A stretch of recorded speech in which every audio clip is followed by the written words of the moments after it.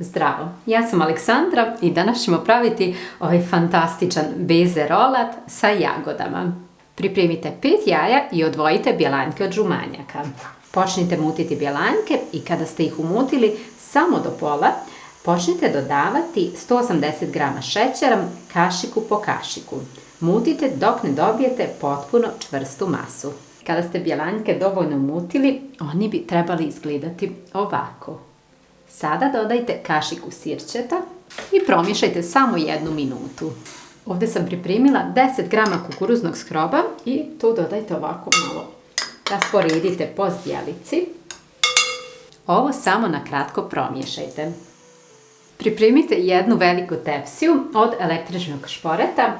Uzmite malo samo mase i zalijepite papir za pečenje ovako za tepsiju, tako da vam se ne odvaja u toku pečenja. Sada masu prebacite preko papira i masu lijepo rasporedite preko papira. Pripremite od 80 do 100 g listića badema. Listiće badema pospite preko poravnate kore. Dragi moji, koru pecite na 130 stepeni 10 minuta i onda smanjite temperaturu na 100 stepeni i pecite još, to jest sušite 1 sat.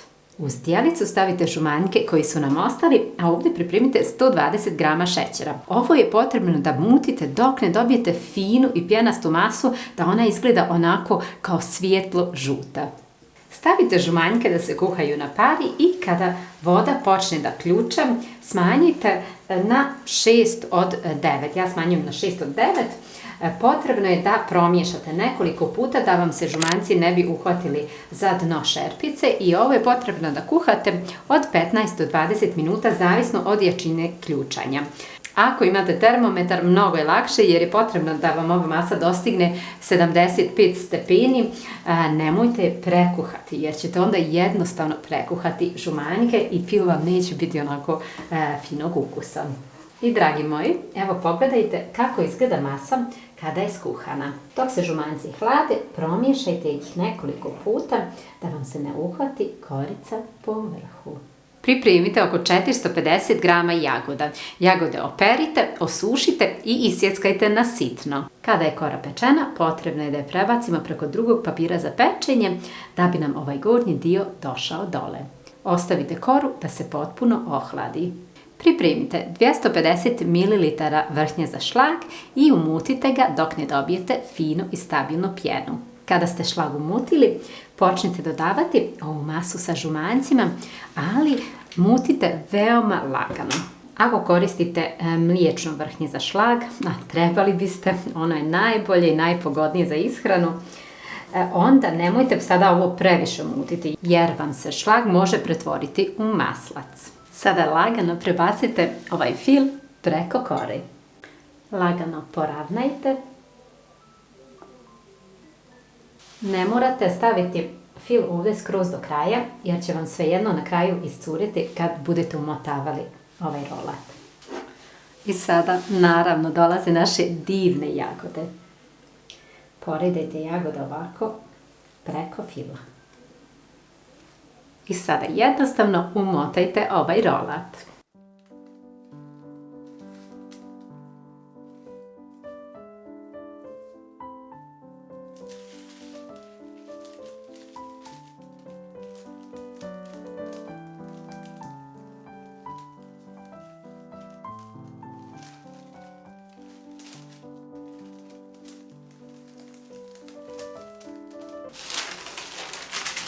Evo pogledajte. Morate ovo uraditi pažljivo da vam se ne bi raspao. I sada ovo ovako umotano stavite u frižider na 2 do 3 sata, bar na 2 do 3 sata. Mada je ovo jednostavno fino i meko i možete ga odmah jesti, ne morate čekati do sljedećeg dana. Rolat pospite lagano šećerom u prahu. Pogledajte ovu divotu. Pogledajte sada ovu mekoću.